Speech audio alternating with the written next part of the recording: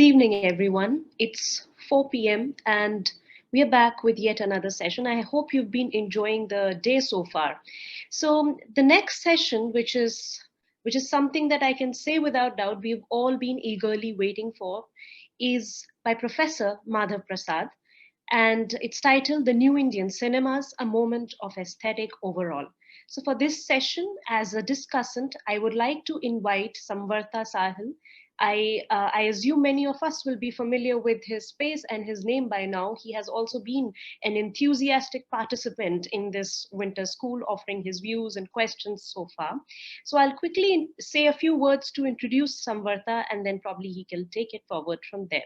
So Samvartha is a student of life based out of Manipal who occasionally writes, teaches, and translates for a living, an alumni of FTII, screenplay writing, and JNU, Theatre and Performance Studies. Samvartha has worked with filmmakers Sri Prakash, Ananya Kasarwalli, P.N. Ramachandra in the direction and screenplay departments. He has also worked with the Hindu as a journalist and with the Manipal University as a teaching faculty.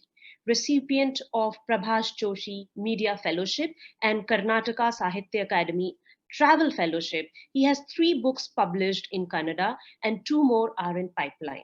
He has been a jury member for the Wular Lake International Film Festival and Karnataka Sahitya Akademi Book Awards. So Samvartha, a warm welcome to you, and Professor Madhav, a very warm welcome to you as well. Samvartha, please take it forward from here. Thank you. Thank you, Tanima, for that introduction. So, as you all know, we are here to listen to Professor Madhav Prasad, and the title given to this particular session is "The New Indian Cinemas: A Moment of Aesthetic Overhaul." So, before we begin, let me introduce Professor Madhav Prasad, and I beg your indulgence to be allowed to read out the short bio of Professor. M. Madhav Prasad retired recently as professor in the Department of Cultural Studies, the English and Foreign Languages University, Hyderabad. He is a cultural theorist working in the broad field of India studies with interest in popular culture, cinema studies, studies of democracy and nation form, literature, textual genres, and languages. His current research focuses on the language question in the making of modern India, encompassing the history of modernization of Indian vernaculars, the idea of India as framed by the question of languages, structural bilingualism, and its consequences for modernity/democracy, the pathologies of subjectivization traceable to the linguistic disorder, and the tragic consequences of linguistic policy on education. He's the author of the books Ideology of the Hindi Film, which was published in the year 1998, and Cinepolitics, Film Stars and the Political Existence in South India, which was published in the year 2014. The variety of things that he's interested in and the energies that he unearths is the reason primarily why I wanted to read out the bio instead of, because it's hard for me to actually kind of remember that, but that is the kind of variety and diversity that actually kind of Madhav Prasad has been bringing into scholarship. Especially since I've been interested in cinema. I can only speak of the things that he has been writing on cinema and discussing about cinema, the kind of variety and the kind of diversity and the colors that actually kind of he brings in is really, really, really interesting. So I'm eagerly looking forward to listening to him. Professor Madhav Prasad, it's over to you. A small introduction to the participants. As always, at the end of it, there will be a discussion. So please raise your hand or actually kind of drop your questions in the chat box so that we can pick it up. Welcome all of you once again, and welcome Professor Madhav Prasad. It's over to you. Thank you. Thank you very much, Samartha, and the organizers of this workshop for inviting me. Actually, when Shiv Prakash asked me to do this, I was getting ready to move to a different state, a different city from where I was, and it's been a hectic time. So I wasn't able to attend all of these sessions of the workshop. But I did attend a couple of them, and I'm feeling a little out of place in a workshop which has been so fascinatingly, covering a lot of medieval and cultural, architectural, religious, and other issues.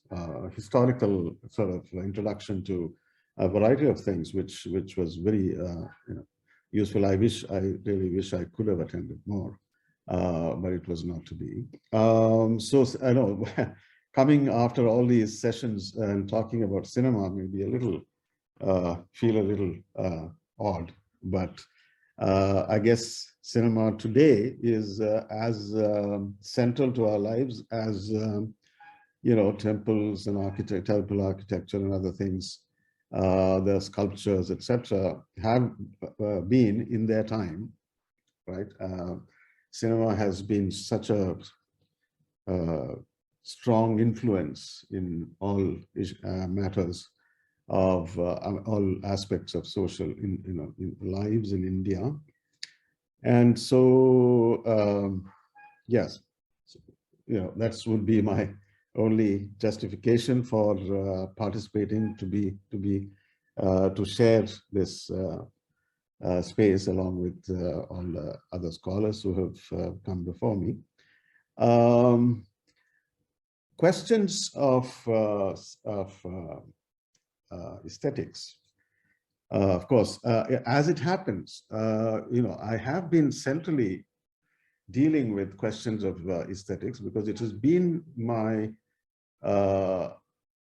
understanding since about at least 10 years now that there is something happening in Indian cinema which is something unprecedented, unusual, and it needs to be reckoned with. So we have a long history of cinema. Indian cinema is pretty much as old as any other world cinema. It's been there for more than 100 years, and we have had several stages of its evolution, change, etc. Now, today's what's going on, what I have tentatively called the new cinema, just because there's no particular one name for it. It may be a little confusing because in the 70s, when the middle cinema, the cinema which came in the 70s, is also sometimes known as new cinema. But I'm referring to the current, what has been going on for the last, if you like, 20 years, or even more, if you count certain early suggestions, sort of indications of this changing trend. The reason why it struck me as a very interesting case study, is because it seems as if we are, especially those of us who have grown up with the older sort of Indian cinema, the popular cinema of another time. For us, this change, what is going on now, constitutes a kind of deep level, infrastructural level change, right? It's not just that themes have changed or something else. It is an aesthetic change of a fundamental nature. And what I have sort of tried to hypothesize and put to the test is the proposition that there is a kind of socio-economic context which is giving rise to new experiences for people, and these experiences in turn are translating into the possibilities of new ways of thinking, new ways of doing, being creative. New subjectivities are coming in, being fashioned, and so on. and that this is a moment which we need to sort of grasp in many dimensions. Of course, you have to, I mean, people are talking about it as an economic sort of phenomenon, you know, the changes. People are talking about it in terms of political changes. But here we are, of course, the social, the political, economic, and other factors will also come into our reckoning. But primarily, here we are concerned with a cultural form, you know, a cinema, a cultural discourse, let's say, an aesthetic sort of practice, right? And the kind of changes that are going on within that. So it's a case study, if you like, if I may put it like that, a case study in historical aesthetics.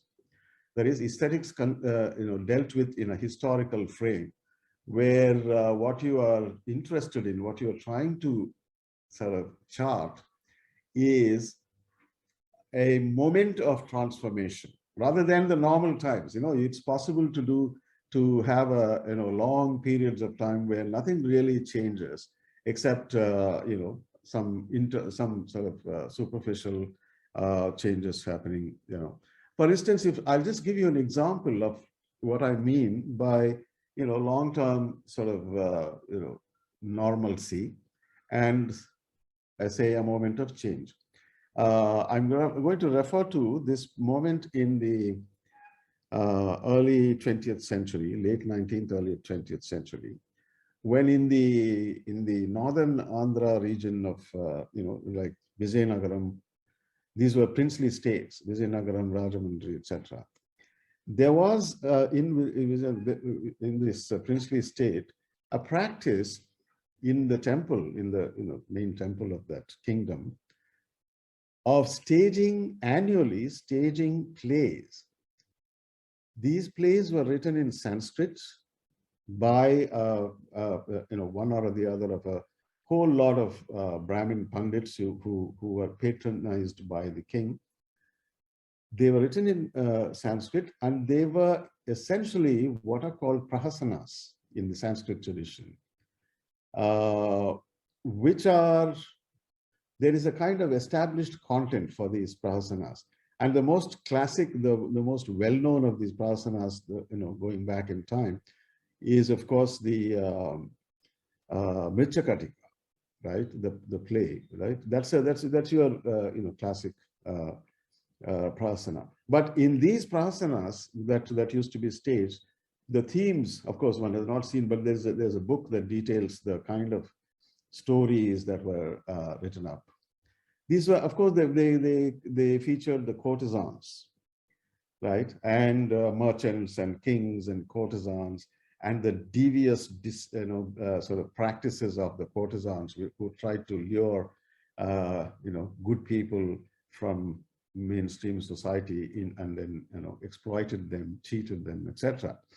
So this was you can imagine that in the early 20th century, around the turn of the century, these plays were being written in Sanskrit and being produced. So it gives you a sense of a kind of unchanging sort of tradition, if you like. Now, what happened at that time was that one of the ministers, one of the very important people in the king's sort of circle, Gurazada Apparao, wrote a play called Kanya Shulkam. Now, this Kanya Shulkam is actually, it uses the prasana form, but it does two things. One is it changes the primary courtesan character into a good woman, rather than these deceptive, these con artists that used to be always there in these. And it is written in Telugu as opposed to Kannada. I mean, Sanskrit. So sorry. So even today, Kanya Shulkam is cited as this brilliant play, which sort of radicalized. It brought social reform ideas into the theater in a way that it was inconceivable before that. Now, this is a moment of change. You can see how change happens. Social issues become more and more prominent. Issues, very contemporary issues about English education, about bride price, which is the title of the film of the play, and all of those issues come into. So it's a topical play, as opposed to a play which has these unchanging stereotyped characters. Now, something like that, that's what I'm saying is an example of historical aesthetics. What does it mean to be, that way? You look at those moments of transition, those moments of change, and study them and try to understand the reasons behind them, etc. Right? So it is something. It's a project like that I'm sort of engaged in. Actually, I'm not alone in this. We are a group of 6 people who are looking at different language cinemas in India. I myself am dealing with the Hindi part of it, but I will also refer to some of the other language cinemas, films, 1 or 2 individual films as I go along. So historical aesthetics then. So in the process of trying to understand it, one of the hypotheses that we sort of work with is that it has something to do with the moment of liberalization in the Indian economy, and that there is a deep kind of impact of these liberalization policies. Now, liberalization policy makes it look like a policy change, but actually what liberalization in effect means is that you finally resign yourself or reconcile yourself to being a capitalist economy in all senses of the word. That is, instead of the pretense that, or instead of having policies which restrict capitalist, sort of enterprise and assign a lot of responsibilities to the state, etc., you reconcile yourself to the idea that this is a capitalist economy. It's going to be a capitalist economy, which means something important happens there, right? Which I would like to sort of spend a minute talking about, which is that to be, India has been part of the world capitalist economy for a long time, right? India has been supplying raw materials to British textile industry. We know all that story. That's not something I need to tell you about. But today, that kind of incorporation into a capitalist economy as a supplier of materials or as a market has sort of we've moved on from that to becoming capitalist in our own sort of in our own social interior. That is, in other words, there is a kind of transformation that occurs at the social level, which was not the case in the mixed economy period of our existence as an independent country or in the previous colonial regime. So that's the hypothesis, that there's something to do with that. And the cinema, as far as the cinema is concerned, there has been for some time now, people have recognized that something new is going on, in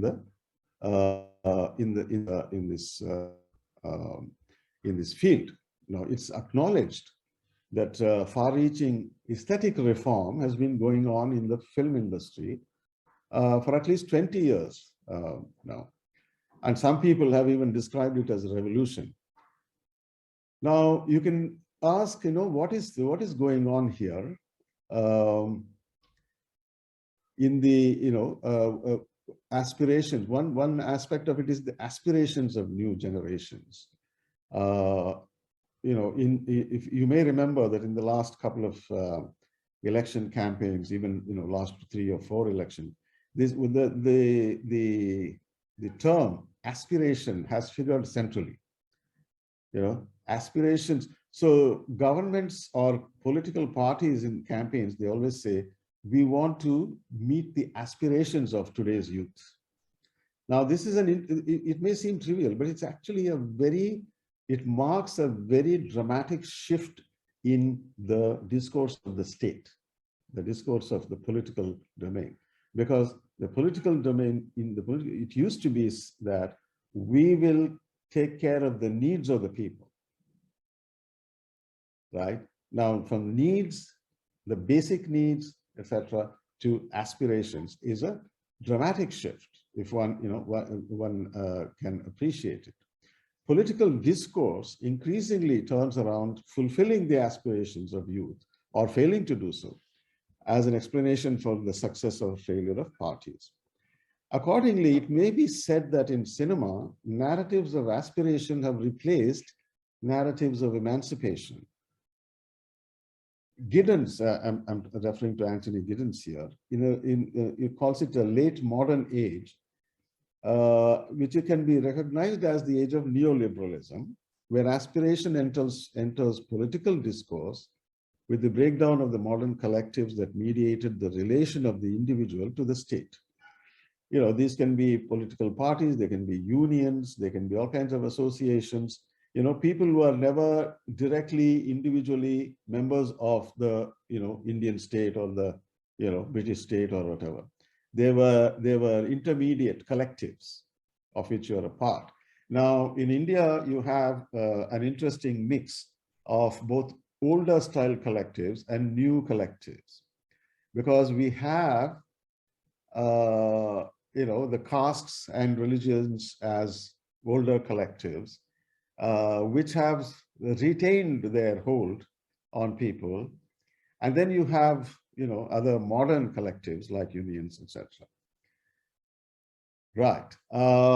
In the old new cinema of the 1970s, emancipation was the overarching thematic horizon. In today's cinema, on the other hand, the familiar questions of poverty and deprivation, of social oppression and economic exploitation are, by no means forgotten or set aside, but they are subject to narrative protocols generated by the new discourse of aspiration. Now,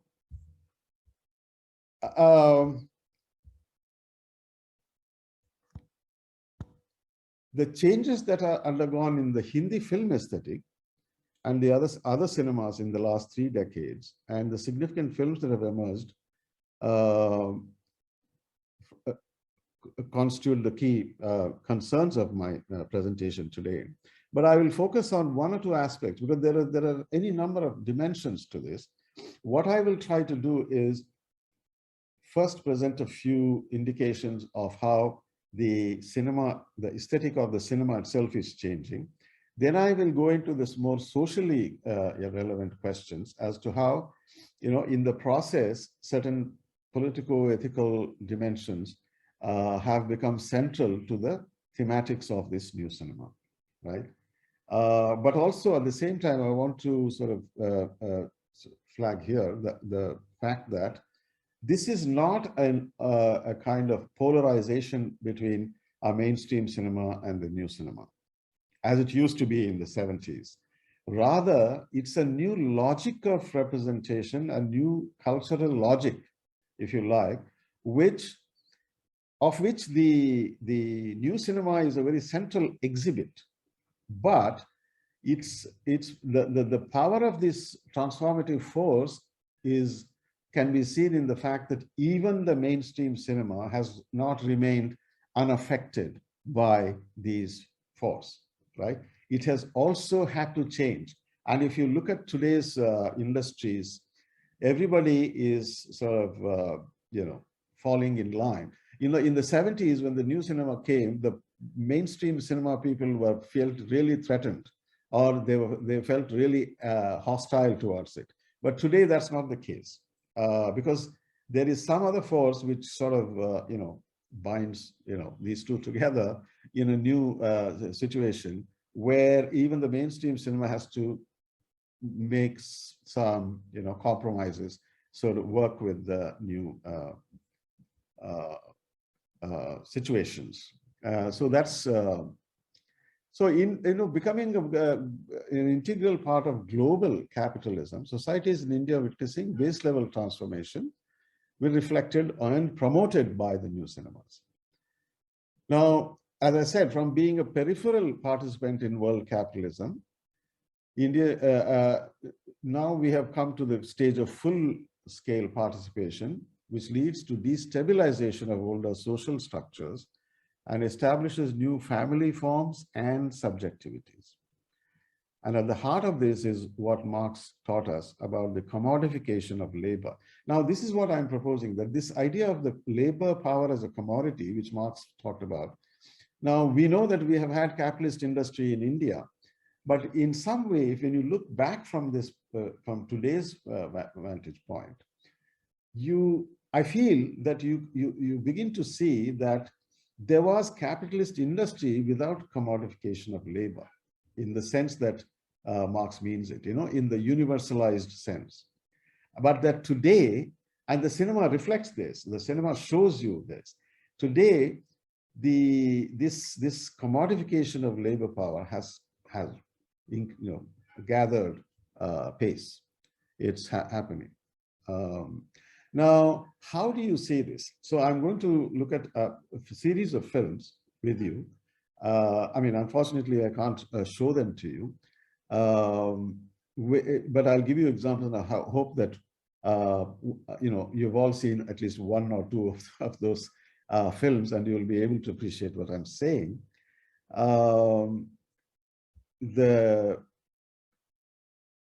And one of the things we also see, we began this work about 5-6 years ago, when I first taught a course on this question. But by the time, by today, at that time, we thought it was just something, beginning, it's ongoing. But today, it looks to me like it has really consolidated itself, right? So what is the question of capital here? The change is, it's not only a structure, but also a question of desire. That is, capitalist subjectivity has something fundamentally related to desire.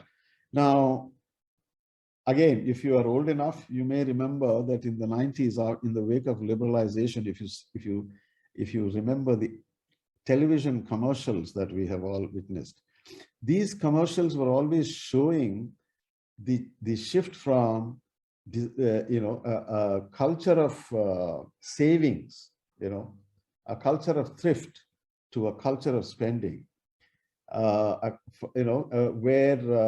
in fact, what these television commercials used to do was to say, save by spending. That was the new sort of message that a lot of them, and they always showed old women sort of either they showed old women dropping their old thrifty habits and plunging into consumption, consumerist sort of desire, or they showed young women pitted against the thrifty, conservative, older women, mother-in-law, etc.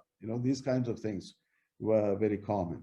So there's a work going on, the labor of constructing new desiring subjectivities, which is happening not only in the cinema, but also in the media at large, right? As Frederic Lordon puts it in a book called Willing Slaves of Capital. It says, capital must therefore be grasped not only in its structures, but also as a certain regime of desire. The objective structures, as Bourdieu has already noted, and also Marx, extend necessarily into subjective structures. In addition to being external social things, they must also exist as inscriptions inside individual psyches. So this is where, cinema is a cultural representational form, right? Cultural texts. Now, cultural texts deal with all of these matters from a subjective angle, isn't it? Right? So it's the subjective dimension that matters most to the cinema. I mean, cinema is a cultural representation. It's a representation of human lives, etc. So you can't depict, capitalism or socialism or any other objective structure in itself. There's no way. It's only through the human beings who participate in it, in the way that they see it, experience it, that you can represent it, right? So neoliberal sort of India. Now, I want to again draw your attention to one thing, because I think a lot of people may have seen this film a few years ago. It's a mainstream film. It's not yet the new cinema type of film, but it's a mainstream film. It's called Three Idiots. You might have seen it. Now, you may, if you, there's one thing there, which is an extraordinary piece of cinema's own critique of previous cinema. That is, it's actually establishing a new aesthetic by pointing out and ridiculing or satirizing an older cinema aesthetic. And this particular bit of the film is shot in black and white. I think if you have seen the film, you may recall that the three friends, they go to the house of one of the three friends who's very poor. He comes from a very poor family. And the entire sequence of their visit to this family is shot in the style of an old melodrama. And instead of the sadness, the suffering, the picture of suffering, of sadness that you get in the old melodrama, what you get here is a reenactment of that kind of scene, which is disgusting, right? So the woman, the mother, is blowing on a fire, and she's sweating, and she's doing some, unhygienically cooking something. It's a very, very merciless lampooning of older cinema. Now, in a way, from that example, what you can learn is that there is obviously a consciousness of change in terms of what cinema should be doing, right? Secondly, there is a certain, what you perceive from the general changes, that comedy has become the dominant form of this liberalized era. There is a certain receding of the old Devdas type sorrowful, narratives. They've disappeared. And even when Devdas is revived, as in some of the films, it's on a totally different style.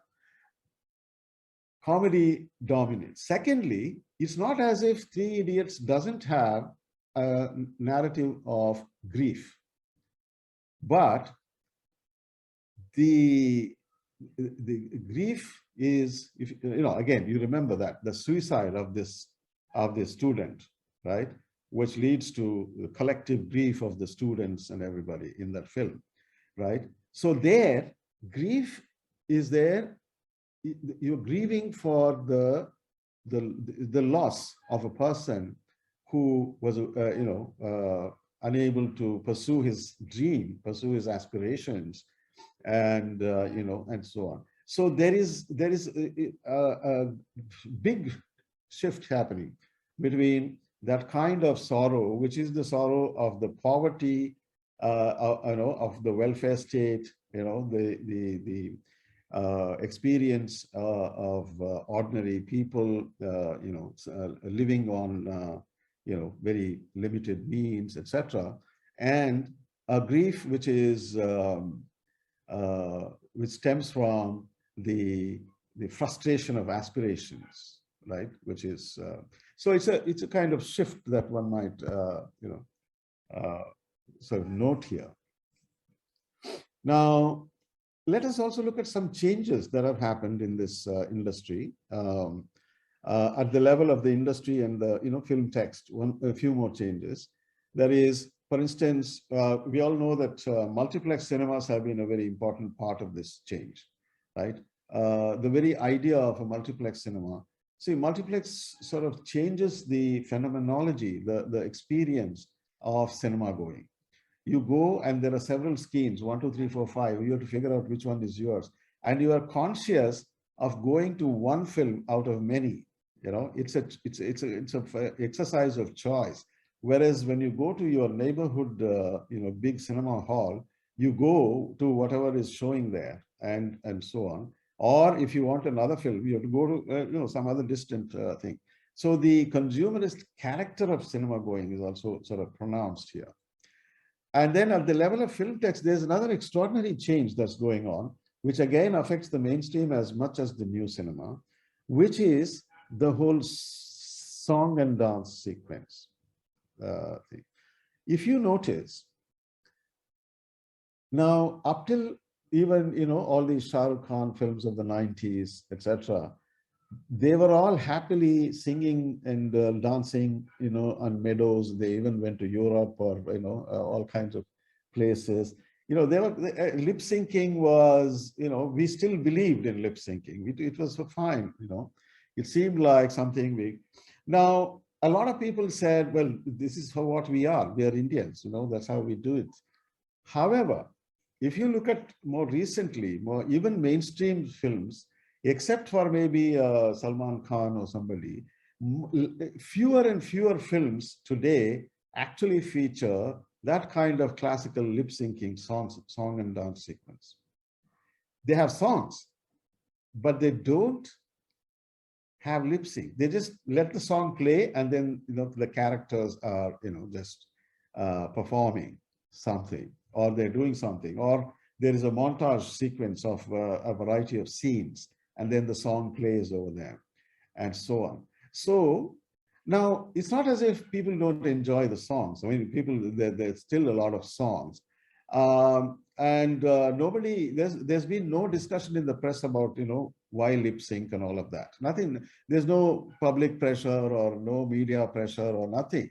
But for some reason, I mean, this is a symptom which you can say, which you can try to understand, is for some reason they are giving up on that, these film people, right?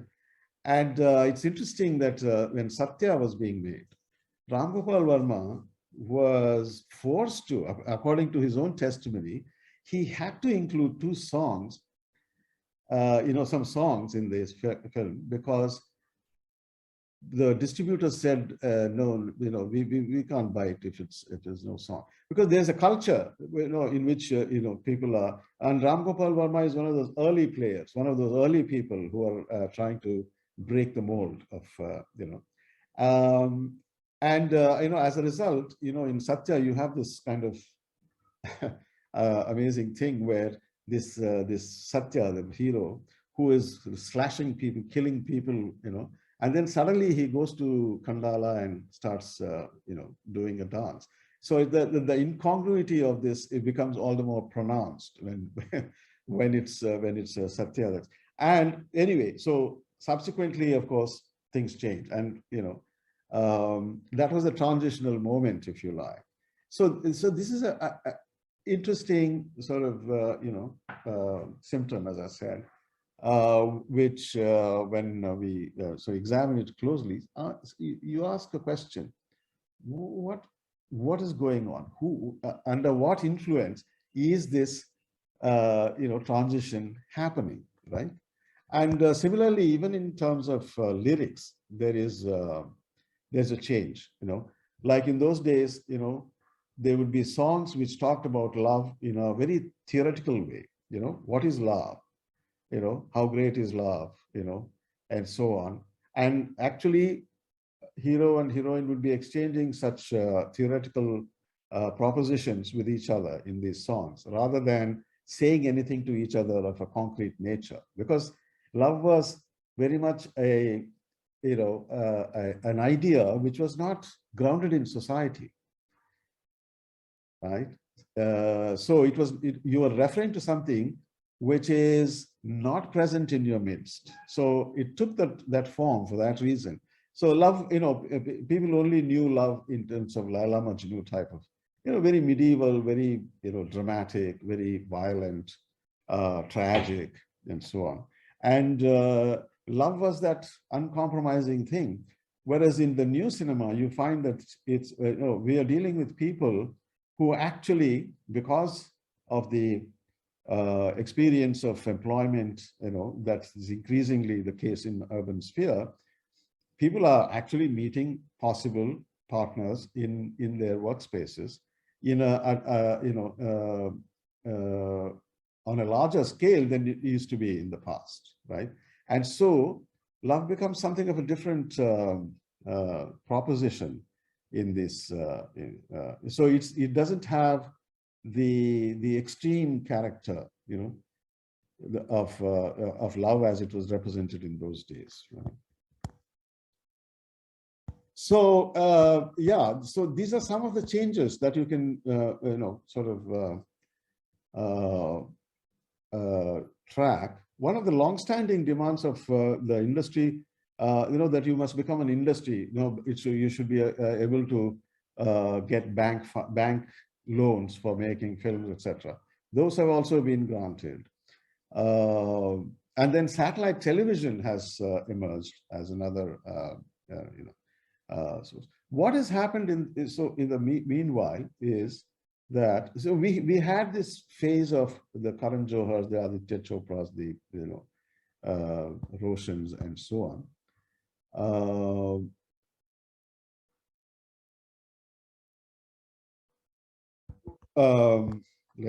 Yeah.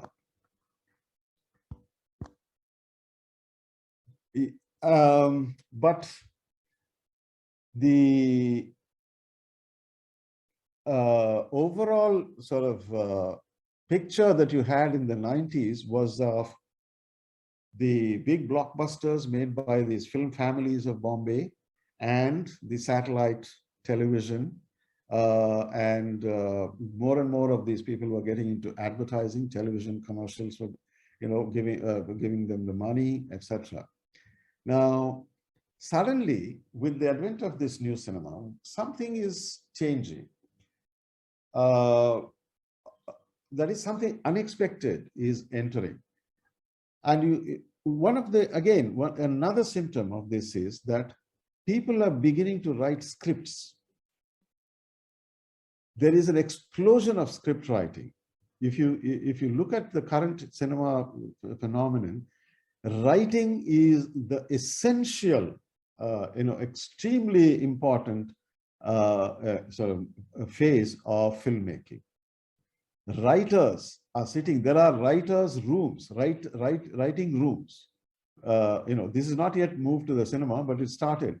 There are writing rooms. There are writing workshops happening all over the place.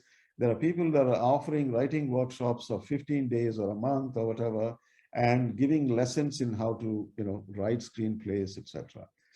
Now, this gives you an interesting mix of two things. One is, on the one hand, a technique, a screenplay writing technique, which is global in its character.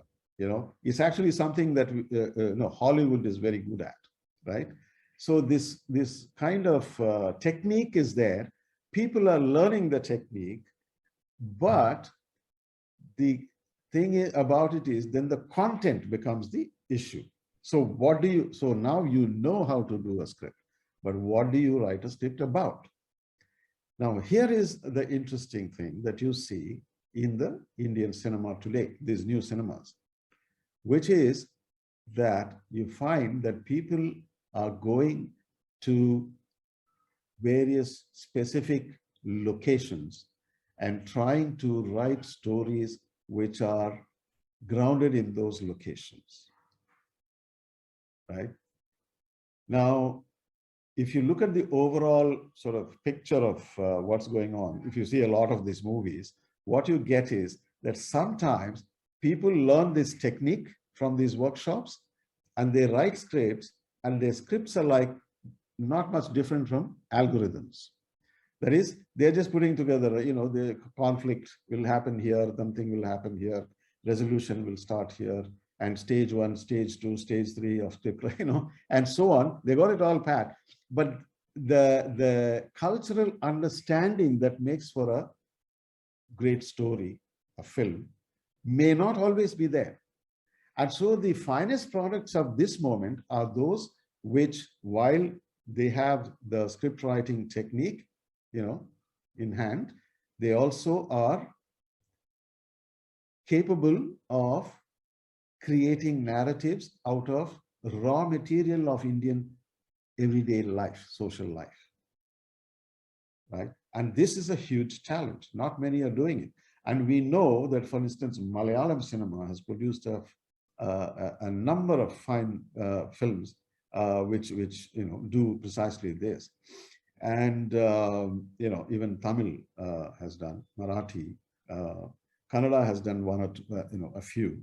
Kannada and Telugu are somewhat behind in this, but there are also there are quite a few films. For instance, in Kannada, there was this amazing film called U-Turn, which actually takes a existing road in Bangalore and you know, weaves a story around that road. So it's like, you know, you're talking about concrete spaces and building narratives around concrete spaces, and that's a very clear, very you know, defining sort of quality of these new films. Now, let me you know, go from there. Just you know, I mean, but I want to emphasize the importance of the script writing as a. But I will now move to discussing some of these films themselves, because we don't have much time. So what I want to flag here is the idea that one of the conflicts of our time is the conflict over bodies. That's why I was talking about the commodification of labor power as an important thing. That there is a new conflict over the conflict over bodies has become a very central experience of our lives. And I would, again, I wanted to discuss it in some detail, but I won't go into it, but I will just refer you to the Hadia case. And, you know, you will, I think that will give you a sense of what it means that in real life you have increasingly a number of instances where individuals are having to fight for the rights over their own bodies with their families, with the police, with the judiciary, and with the state. It's an extraordinary thing that this actually, I mean, it's extraordinary because it's happening in, you know, in public. You know, because these things would have been resolved in private in the past, but today they are happening in public. And that's something, you know, that's an indication of the social sort of, you know, instability and transformative thing that's going on, you know. And Tatia is just the most spectacular of these cases. I hope you're all familiar with what I'm talking about. The woman who married a Muslim man and changed her name and was going to a you know, training institute in Salem, and the father claimed that she had been forcibly converted, and you know, everybody sort of rallied around the father and said, you know, how can a woman, you know, and so on. So even though she was well past her whatever, you know, well into adulthood, it took the Supreme Court, I think, to declare that you know, she's free to do whatever she likes, you know, and so on. And even that didn't happen in a, you know, sort of you know, sort of blanket way as it should have been. It says nobody's business but hers, but they actually made all kinds of conditions. You know, you go back to that college, you study, and so on. So you can see how one person, a woman's body here, I mean, and a lot of these cases are women's bodies, how they, you know, the different forces, you know, are fighting over a body. And, I characterize it as, a case of subjects in search of their own bodies. That is, there are subjects now, there are new subjects now who find that their occupation of the bodies is not permanent, is not a settled issue, that their bodies are mortgaged to some whatever tradition or family or something. Now, this is, it's one of the central themes of the new cinema. I refer you to a film called Thupper, which is a film about a slap, an extraordinary narrative about a husband who, in a fit of frustration, anger, in some party, slaps the wife. It's it's the sort of thing where everybody tries to say, after all, it's a slap. These days in the academic world, there is a controversy about a blurb, and people are saying, after all, it's a blurb. But anyway, I won't go into that. But he said, after all, it's a slap. It didn't hurt you very much. It was not like so on. But there is this woman is unable to reconcile herself to this idea that this slap was somehow just some minor incident and that there's no need to worry about it, right? Masan is another film that I will refer you to, where again, the question of desire and where tradition now takes the ugly form of a blackmailer. Again, if you've seen it, like if tradition becomes a form of blackmail, like, a woman who has been caught in a hotel, with her lover, and the policeman, who is a Brahmin, who then uses the father's sort of, concerns for keeping up, respectable picture, blackmails him for, in order to sort of keep the news, keep this whatever, video that he has from being circulated, right? And so again, it's a question of bodies, and Masan is really about bodies in all kinds of ways, isn't it? The bodies that are burning, the bodies of those who burn them, and the dead body, the body of the girl, and so on, right? Queen is another very popular film, which was on the which was like this, right? It's about freedom, autonomy, subjectivity, etc. Mukabas is another film I would recommend for you to watch, where again it's a question of privacy. Okay, that is the relationship between two people, and what are you willing to sacrifice for that? And it's a film where this power struggle is going on, and this man, he simply withdraws from the power struggle and goes into the relation, to preserve the relationship with his wife, right? Fundry, this Marathi film, right? Again, you see how, if you think about caste narratives, caste politics is always represented in terms of oppression, poverty, need, etc. Now in Fundry, there is all that poverty, you can see it, the pigs, the family which rears pigs and which is made to catch pigs by the upper caste people. But the protagonist's story is a story of desire. So it's again, it's reconstituted, these narratives, they are no longer emancipation narratives, which are about collectives. They're about individualized aspirations, right? One can also talk about this more recent Malayalam film, The Great Indian Kitchen, right? If you have seen it. Now, a lot of people who saw the film said, well, you know, oppression of women is not something new.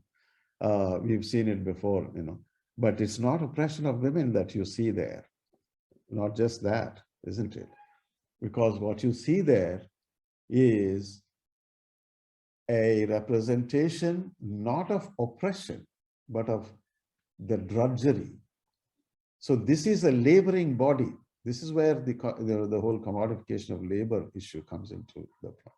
It's the laboring body's fatigue. You know, it has had enough with the drudgery, you know. So the film repeatedly shows you actions that are, you know, over and over and over again, having to do that. So the experience of watching the film is not an experience of oppression, you know, like, for instance, the Three Idiots black and white sequence, where obviously poverty is an oppressive thing and so on.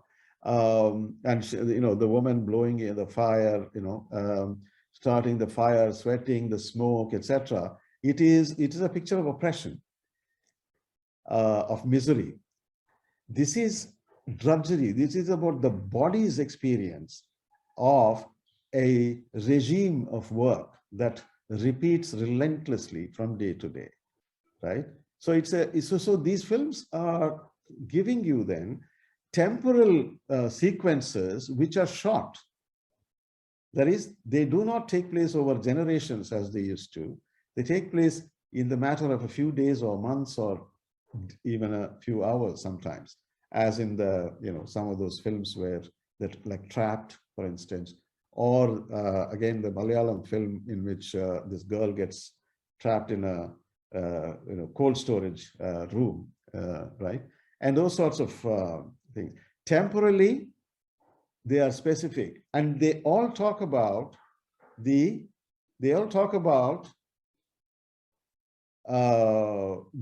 authenticity of what they are trying to portray. If you look at, it's an extraordinary thing, because a lot of people were talking about death of cinema, you know, no authenticity left, it's all digital, etc.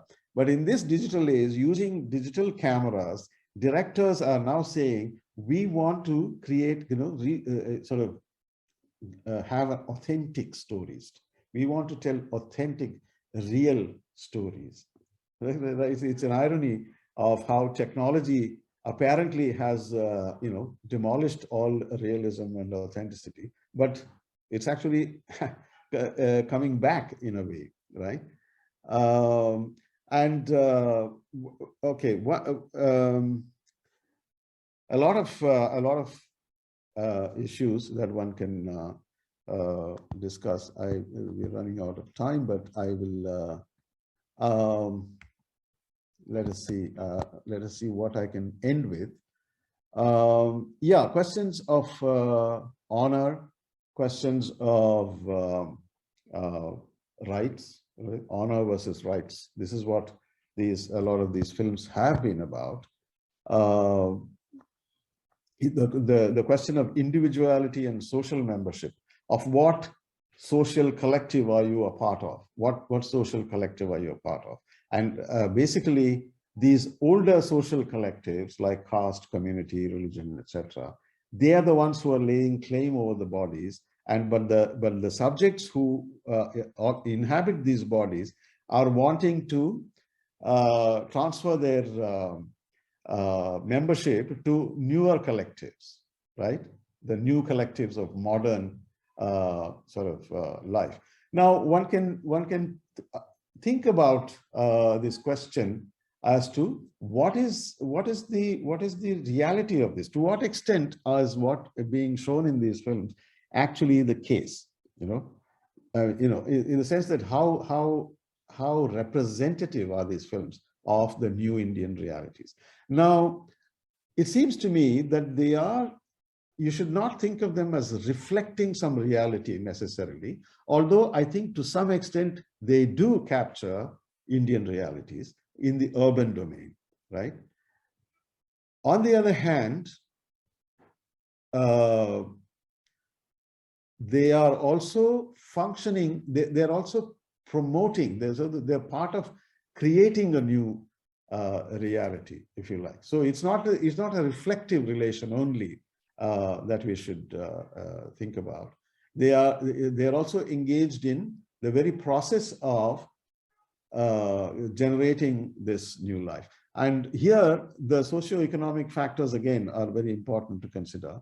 Because, for instance, one of the things that economists will talk about is how in India, this so-called demographic dividend has sort of collapsed, the governments have failed to actually exploit it. Now, the thing that the statistics that they always cite is, for instance, the employment figures. So, because the larger the employed the population engaged in urban employment, the more this new reality will expand.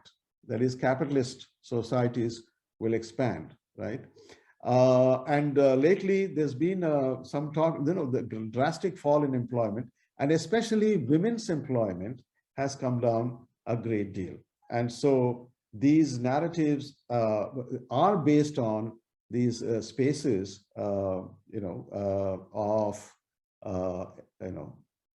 where people come together for work-related in work-related situations. And this is where the new social logics, the new relationship possibilities, the new subjectivities are forming. And there's the interesting part of it is it's very regionalized. That is, it's not something it's time, but I'll just make a last point and stop, which is I just want to say, if you look at, for instance, I wanted to discuss the sports film as a very interesting example, because it tells you a lot about the nature of this change. If you look at sports films, there are two kinds of sports films. One is these absolutely patriotic and nationalist stories, and these other ones which are completely social in character. That is, they are not about, it's not, Chak De India, Milka Singh, those type of things which are celebrating nationalism. They are more like Iqbal or this Jersey, which is a Telugu film, etc., which are dealing with people's aspirations, but without that, without that nationalist element. And you can generally say that while this, the mainstream cinema, for all its changes, how it differs from the new cinema is that it has this supplement of nationalism. The new cinema has no, so in the words of Frederick Jameson, who wrote a famous essay, controversial essay, I would say mainstream films continue to be national allegories, whereas these new cinema films are social narratives. And in fact, even when they show some communal and other narrative, for instance, communal narratives, communal narratives are about Hindus and Muslims, fight, and Nana Patekar comes and cuts two people, mixes the blood and says, where is the Hindu blood, where is the Muslim blood, and so on. Those kinds of mainstream narratives, we've all seen them. But in these films, like in Mukabas, for instance, when this protagonist is walking towards somewhere, he says, look at that fellow, he has just uploaded a video of him and his friends beating up some Muslim guy. And so he says, he casually talks to that guy and moves on, you see, in the sense that it's embedded in the social. It's not given this allegorical nationalist status. It is treated as a specific character who has done a specific thing. And it's commented on in passing. And again, like for instance, there is, in Rang De Basanti, which is a blockbuster, that character who says, Band Karo ye Nanga Naach, and so on. And then he becomes part of this group which makes the films and, and reenacts the thing.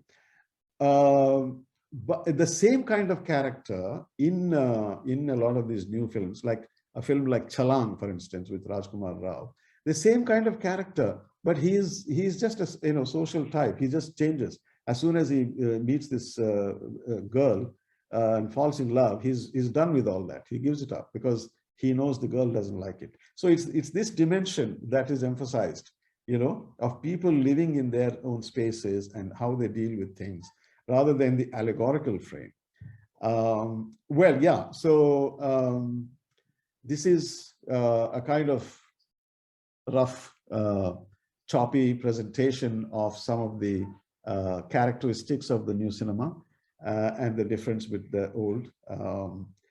Yeah, I mean, if there's any, I'm sure it leaves you, a lot of gaps, but I'm happy to answer any questions if you have. Yeah, thank you. Thank you, Professor Madhav Prasad. I mean, as always, Madhav Prasad just not just makes us see the dance, but also kind of scratches the surface and actually kind of makes us listen to what song they are dancing for and what is the internal rhythm of that song. So it's not just how people move, but what makes them move, which is actually kind of very fascinating always about Madhav Prasad and his scholarship. Thank you for that wonderful presentation, sir. Yeah, just I mean, before I open it open the floor for questions, just some quick reflections.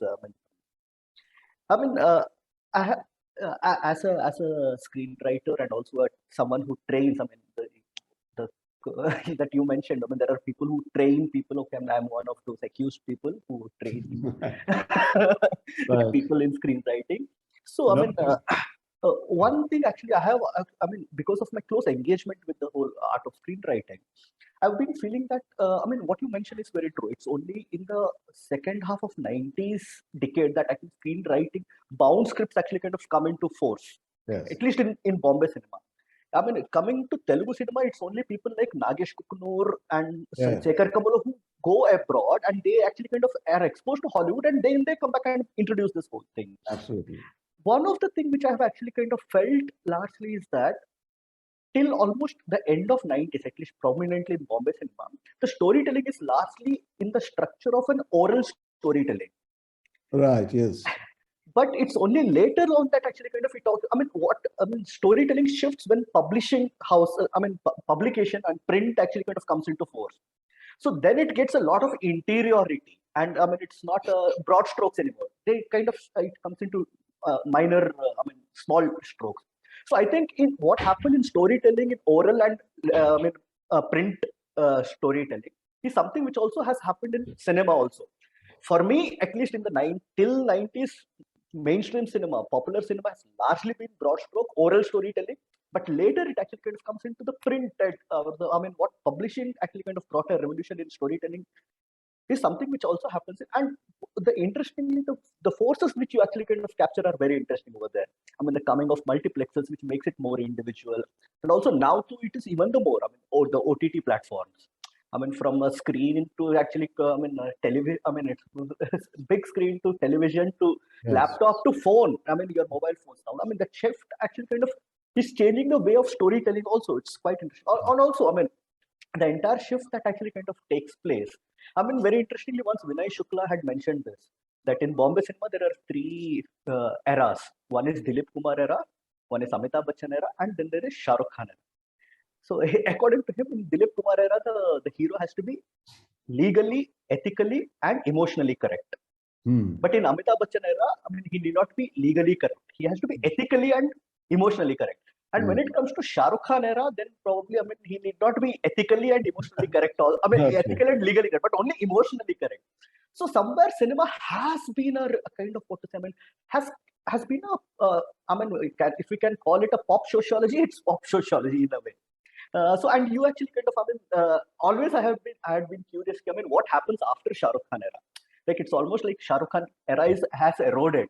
So, and you actually somewhere actually kind of captured that whole phenomenon, and it was quite interesting. And yeah, I mean, just a couple of thoughts. I mean,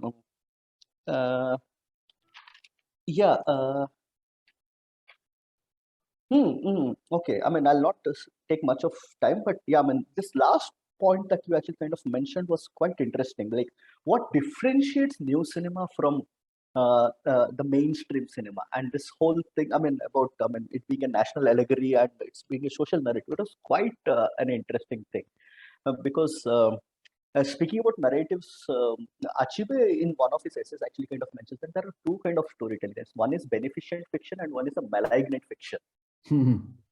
And he says that what actually kind of differentiates them is the fact that the malignant fiction never knows that it's a fiction. It believes itself to be true. And beneficent fiction is the one which actually kind of knows that it is a storytelling, and through the storytelling, it actually kind of explores something.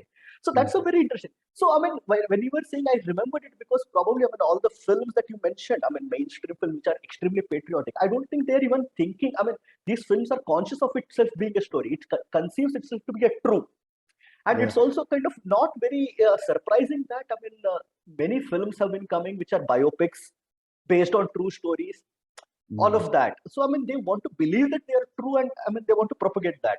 I had a different theory until now that there are too many films coming on biopics and real life based incidents because news has turned fiction.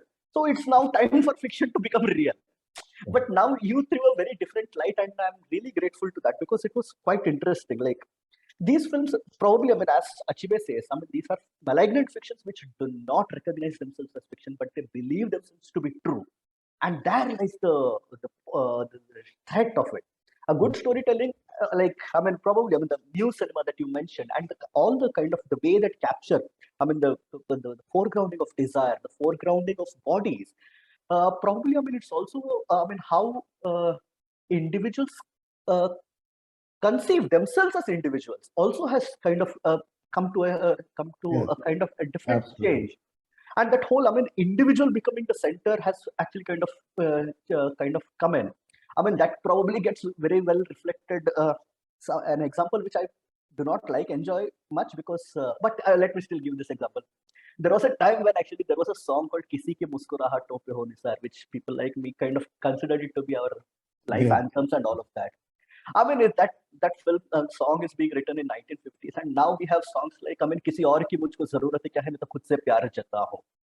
So that whole shift probably that a new individual coming in and new cinema coming in, but still actually kind of new cinema still withholding some kind of some really democratic values also within that is something which you actually kind of brought into your lecture today, and thanks a lot for this beautiful lecture. Thank you. Yeah, the floor is open for questions now. If anyone has any questions or any thoughts or any observations, please raise your hand or write it in the chat box. We'll pick it up.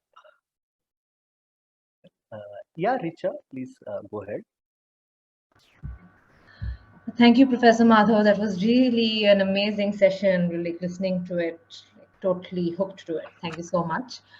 What I wanted to ask is if you could just shed some more light on how you differentiate between mainstream cinema and new cinema, because you hinted at that these borders are obviously, they've been blurring over a while, and now they've, I guess, blurred to a great extent. Yeah. But in your conceptualization of it, if you could shed a little more light on how you differentiate between the two. Right. Yeah. That's actually a very important question. I should have, covered it. I should have talked about it a little bit.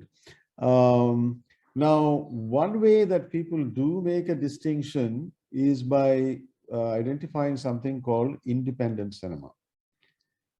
Now, when you look at the Indian situation, you can see that you can set apart a category, a number of films, and they would qualify for this title, right?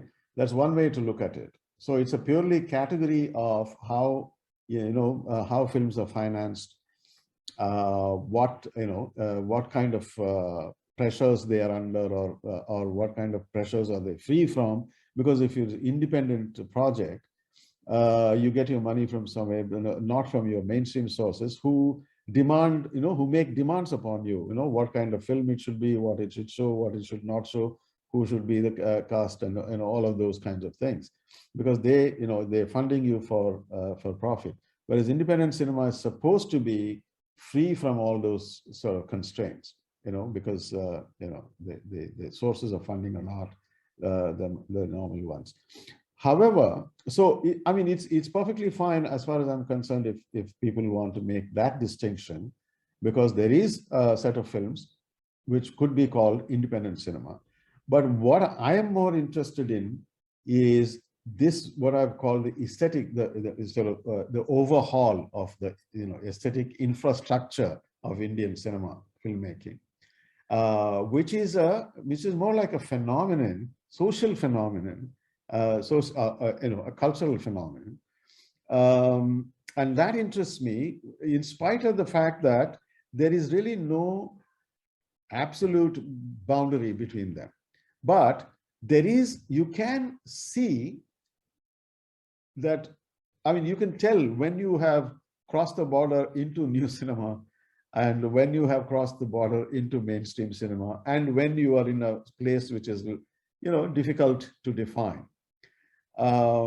So I take it in that sense, because the only concrete boundary is between independent and commercial or mainstream. But that distinction is inadequate for the analysis of this particular issue of aesthetic transformation as a problem in historical aesthetics. So which is why I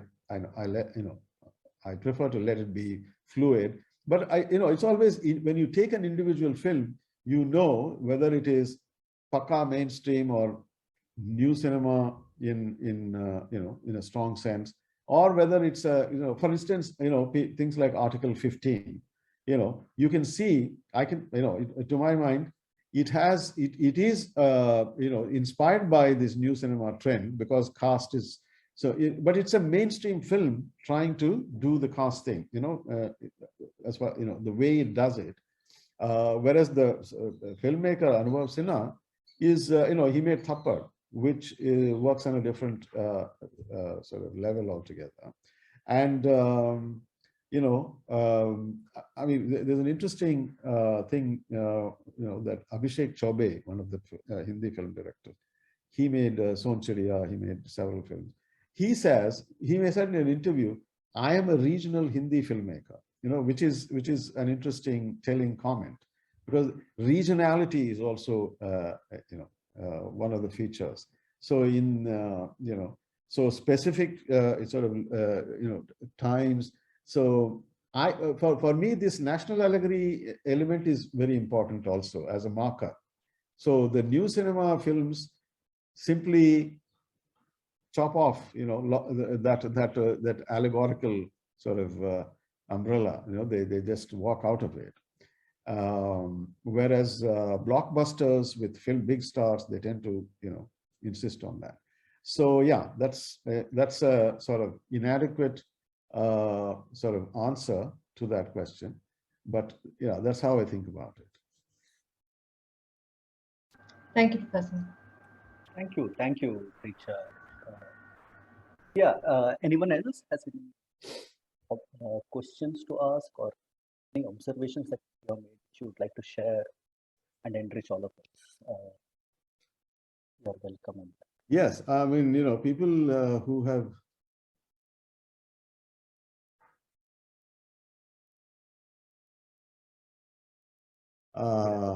seen and have a different take on these films, I would like to hear from, if you thought something else than what I've laid out.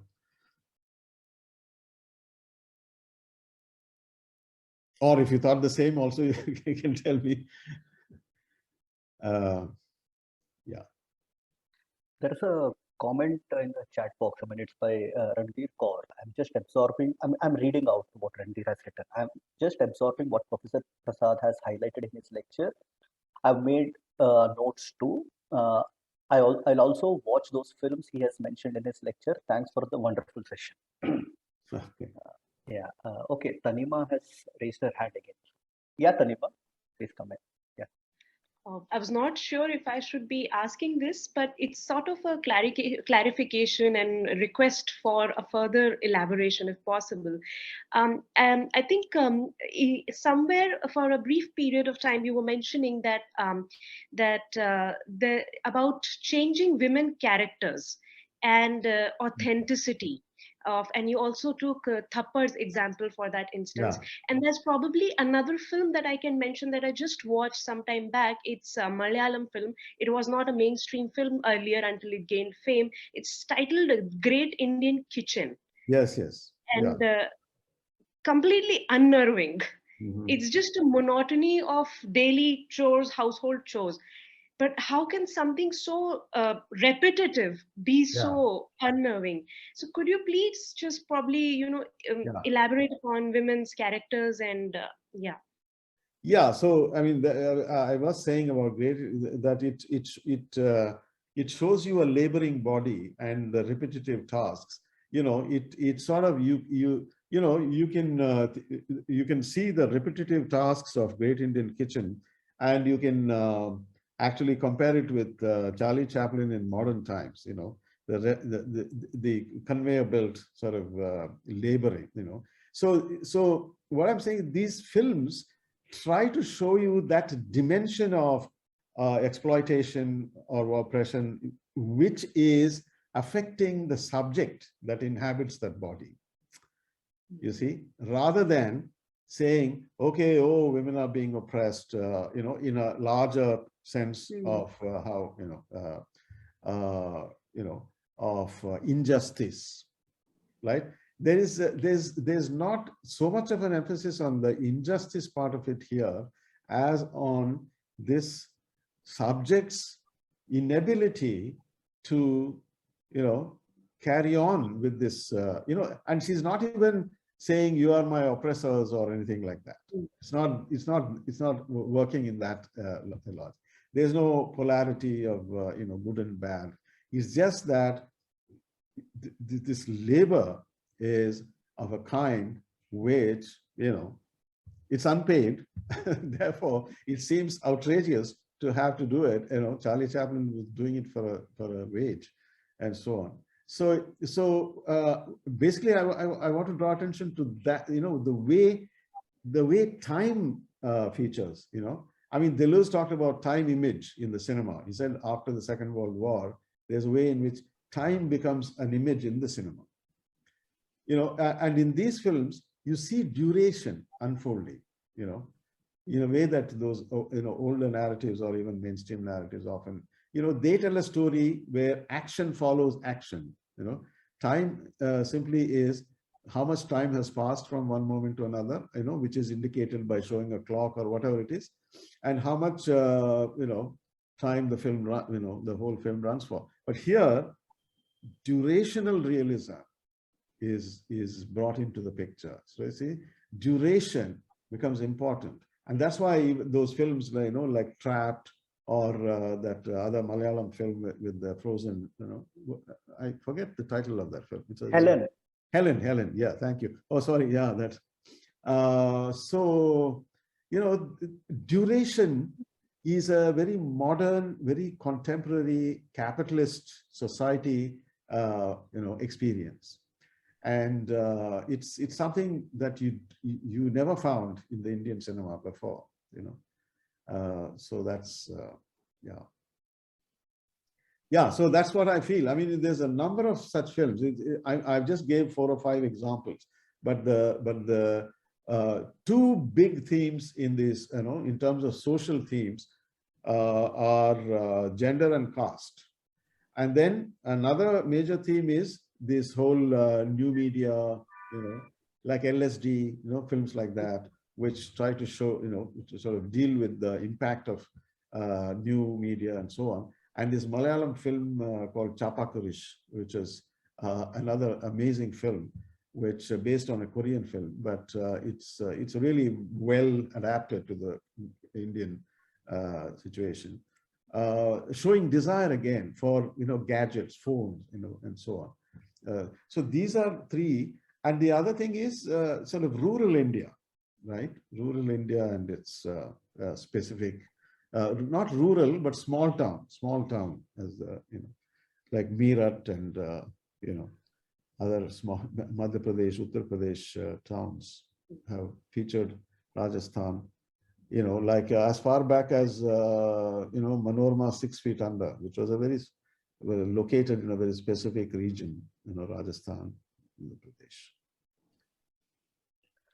Thank you, Professor. Thank you, Tanima. Thank you, Madhav. Yeah, there's one more question, Deepanjali. Yes. Thank you, Professor Prasad, for that enlightening lecture.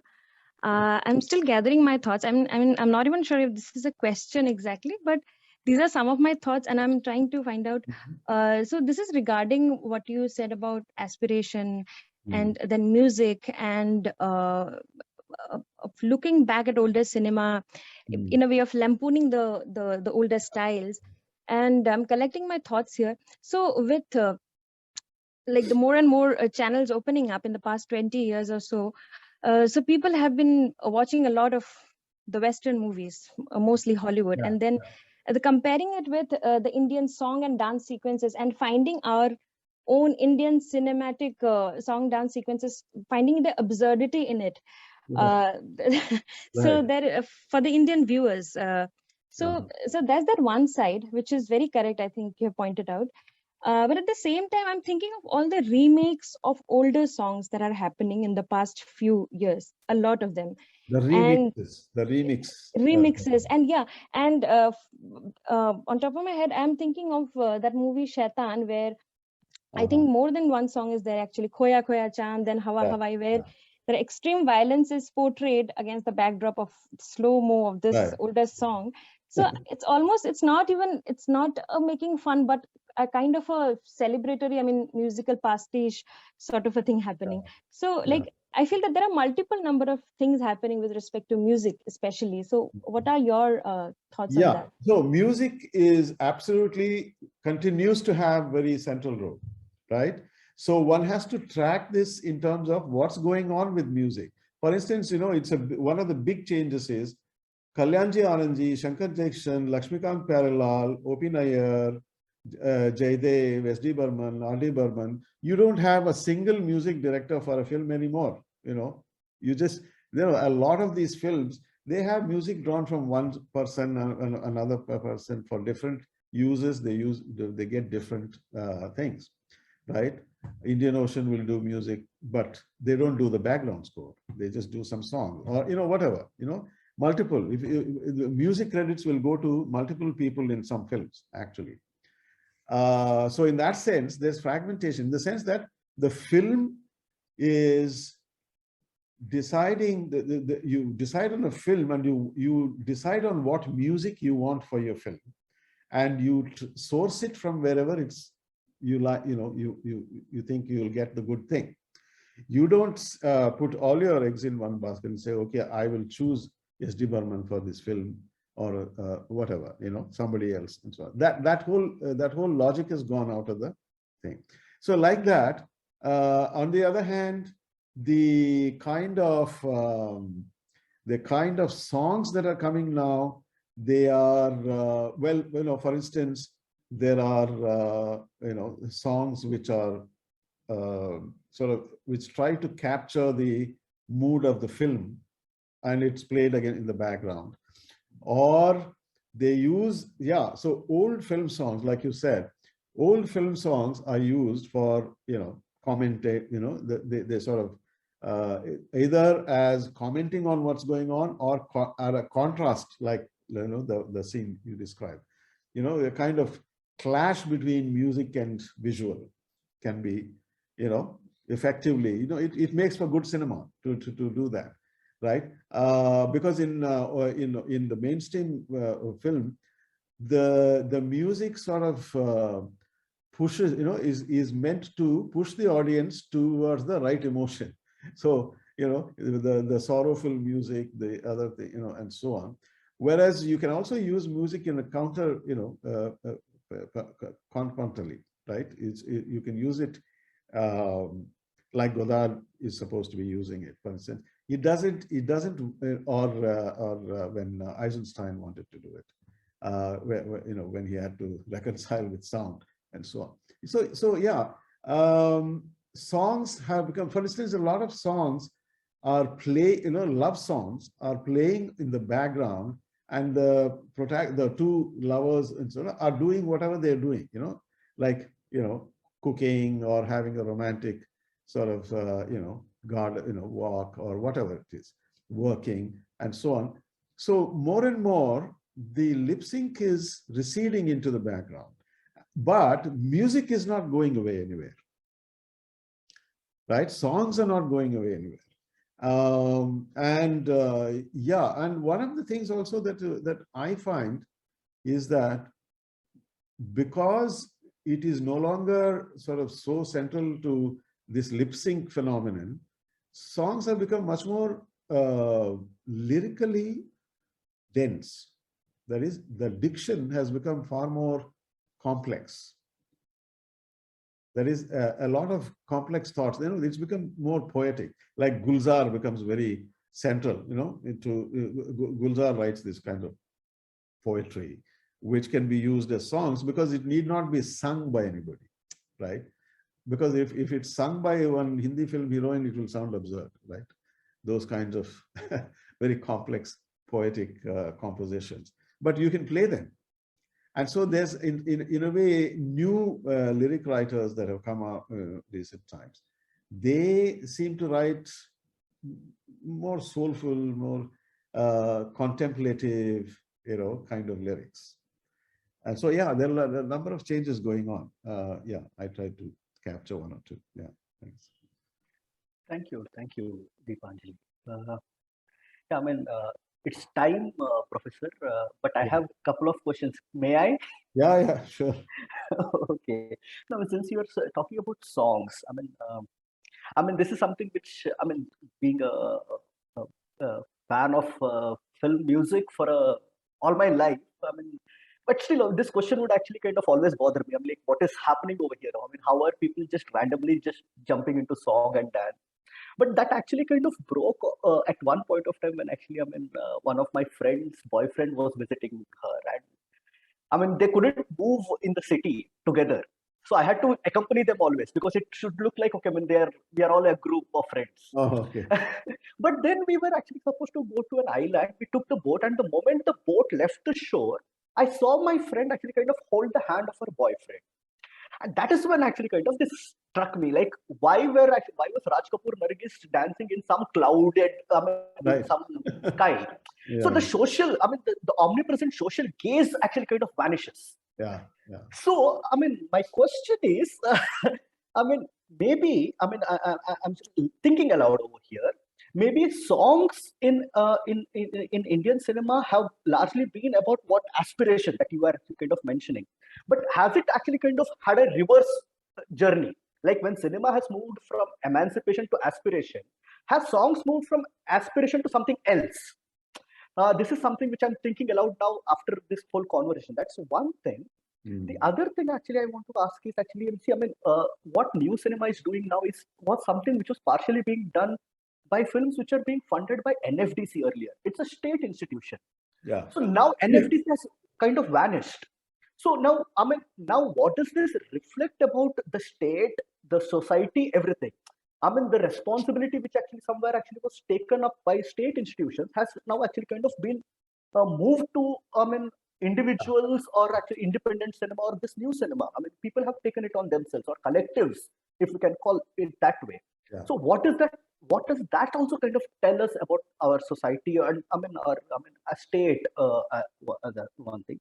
The other thing is actually, what's always bothers me is, okay, narratives have moved to small towns, which you mentioned. There is authenticity, yes.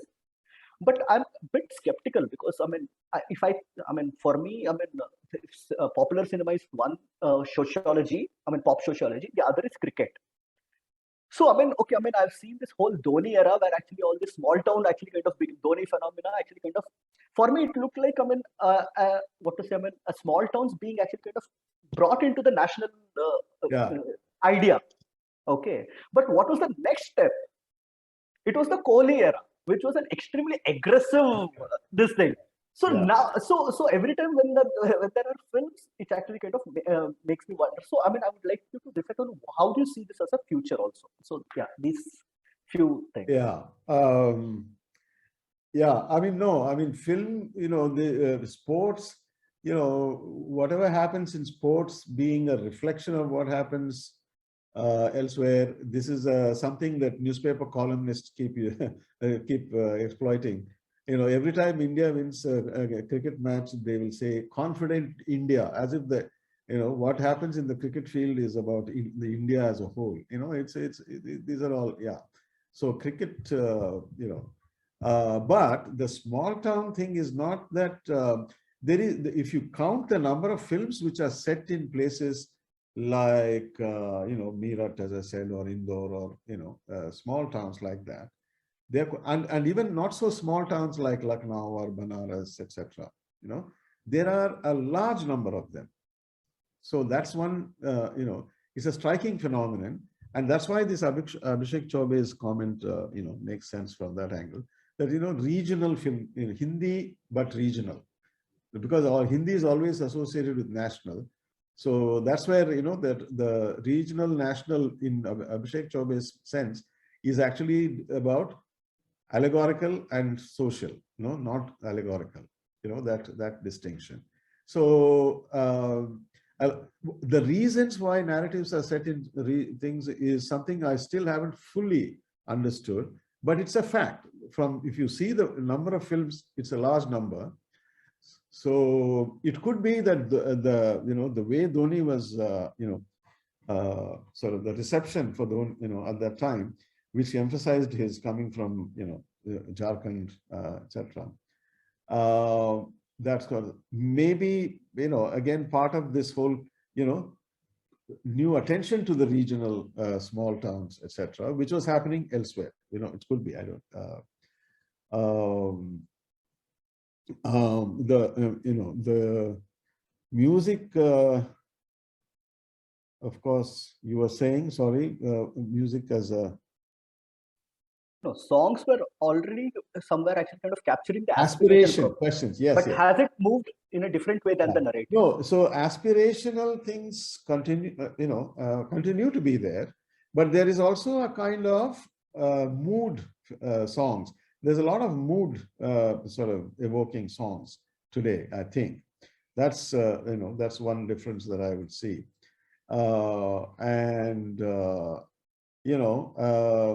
Pleasant, emotional, romantic feelings, etc.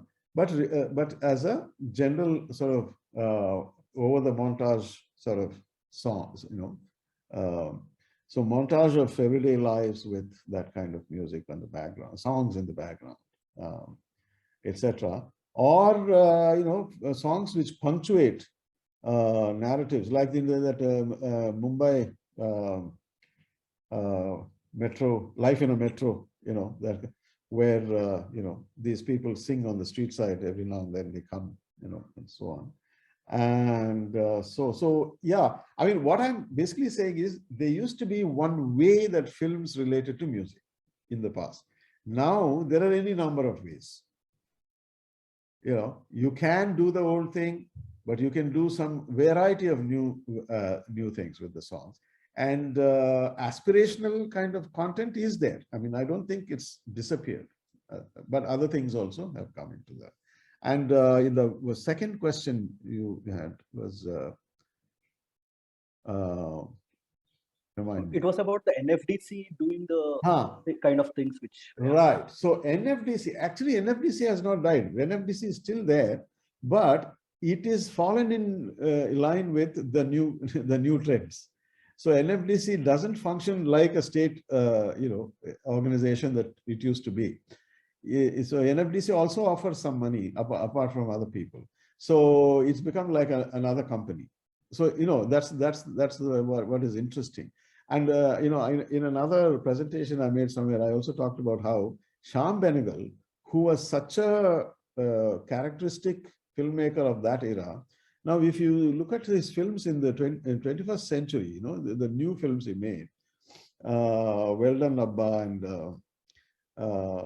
Welcome to Sajanpur, they are again, you know, they are in the new modality, you know, aspirational, desire related, etc. They are not, you know, cooperative societies, the state thing and feudalism, you know, but even feudalism is there, but feudalism becomes a comic element in, you know, Welcome to Sajanpur, you know, so even, you know, so what I'm saying, older institutions don't die away, but, you know, Benegal is an institution, NFDC is an institution. They don't die away, but they are, you know, they have changed. They've become, you know, part of the new trends. That's how, you know, that shows the, you know, power of these new trends. Okay. Thank you, Professor, for answering all these questions. And I apologize for actually kind of stretching it further by my own questions. You know, I'm happy to. Yeah. I mean, my apologies not just to you, sir. It's also to all the participants as well. Thank you. I am done. Tanima, please. Yeah. Thank you. Thank you so much, Professor Madhav. I'm sure we are left with so many things to think about. It was such a thought-provoking session. I'm sure many of us still have a lot of observations and questions, but sadly we have arrived at the end of the day. Now, thank you so much, Samvarta, as well, for navigating through the discussion with such ease and enthusiasm. So I'd like to invite Professor Shiv Prakash to share his views on the session so far. Professor Shiv Prakash, would you like to share your views with us? I just want to thank Madhav Prasad, because he agreed to come and participate in this in our event, though I approached him at the last moment. And all the presentations have been very wonderful today. And I thank all the speakers, Professor Parul Pandyathar and Professor Madhav and Professor Madhav Prasad. And Professor Madhav Prasad's presentation brought a very powerful contemporary dimension to our discussions, because all this while we've been talking about arts and ethics in historical context, but he placed it right in the heart of the contemporary situation.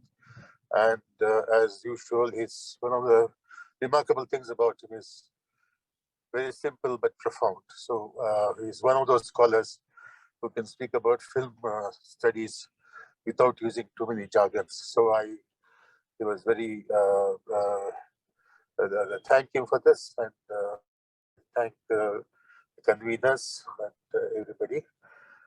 So see you all tomorrow again. Thank you very much to all of you. Yeah, it was a nice, enjoyed doing this. We hope you enjoyed our company as well. Absolutely. Thank you. Okay. Thank you so much, everyone.